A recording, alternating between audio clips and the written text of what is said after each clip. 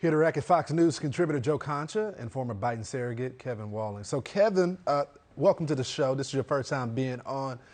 Do you think that the Biden administration can turn it around? It seems like when you look at every metric, whether it's crime, whether it's happening with the Supreme Court, whether it is the border, I mean, the economy, you just keep naming issues, they're tanking. Yeah, Lawrence, it's good to be with you. Thanks for having me.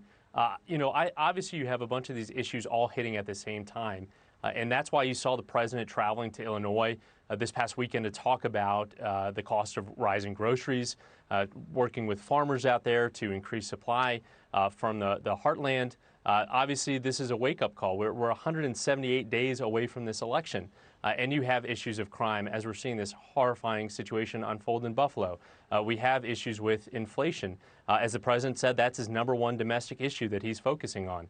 But he also had an event this past week at the White House where he talked about cutting the costs of internet access. So 350,000 West Virginia families, some of those probably in your interview out there, Lawrence, are going to have their internet costs capped at $30. That's a tangible thing that Democrats can talk on and talk about because we passed the American Rescue Plan. So there are things that we can campaign on. We just have to get the message out. But it's a wake-up call, certainly, with just 6 months out from the election. Joe, I think the problem from the president's perspective is, when I travel around the country, I do less talking, I do more listening to the voters. And what I hear from them every single day is they don't feel like the Biden administration is listening to them. What say you?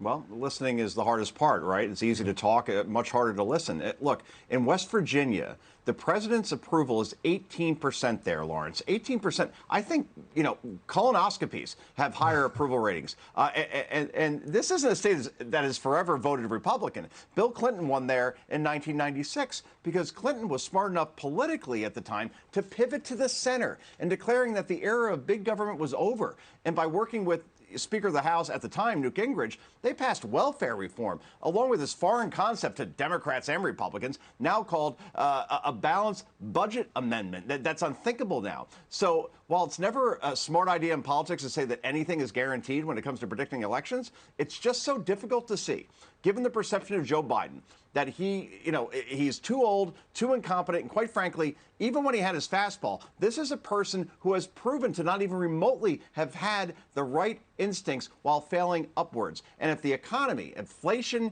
gas prices, Kevin could talk about, more affordable internet access, and that's nice, but if inflation and gas prices and the economy overall are the top issues, and they almost always are, what gives anybody the confidence that this man, who has been in politics for 50 years, has never run any business in his life, has the mental tools or prowess to fix this? So it's safe to say that a red tsunami is coming. The only question now is how big, Lawrence? Kevin, why did Joe Biden turn on Joe Manchin? I mean, you would think being a moderate that he would be the compass for Joe Biden, the president. But it seems like Manchin has been made the villain when in reality, he's governing like Biden promised, right? Well, listen, Lawrence, I don't think the president has demeaned Joe Manchin whatsoever. I think they have a pretty good relationship. And actually, Joe Manchin's numbers in West Virginia are incredibly strong because I think he effectively represents that state as a moderate Democrat. Yeah, but that's my point, though. Manchin is doing well with his voters. Those are the same voters that Biden promised that he would govern as a moderate. So the American people seem like they're being fair, but it seems like every opportunity that the president gets, he bashes Manchin, or he sicks the progressives, or even during his speeches, he'll lose to him. No, he doesn't call him by name, but everybody knows the two senators that he's talking about, right?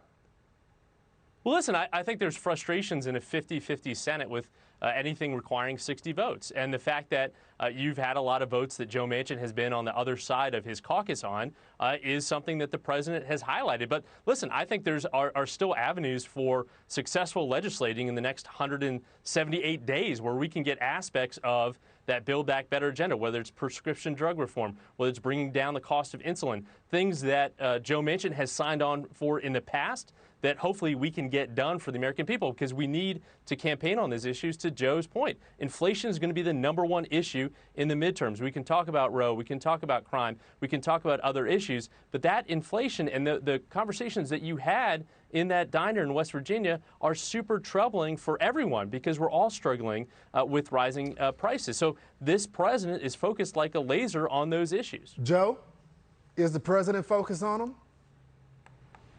It doesn't appear so, because he is at 33% approval overall in the country. And all I want to know is, guys, both Kevin and Lawrence, no one told me this was don't wear a tie night. I understand Saturday it's 11 o'clock. I should be more casual. But now I look out of place and I feel a little foolish. I got to be honest with you. Hey, I appreciate it. It's casual night tonight. Joe. You still look good, Joe. He does. Thank you, Kevin. Joe and Kevin, thanks so much for joining me tonight. And thank you so much for watching. We'll be right back here live next Saturday night at 10 p.m. Eastern. Until then, you can find us online, LJ Cross Country, or find me at Lawrence B. Jones 3.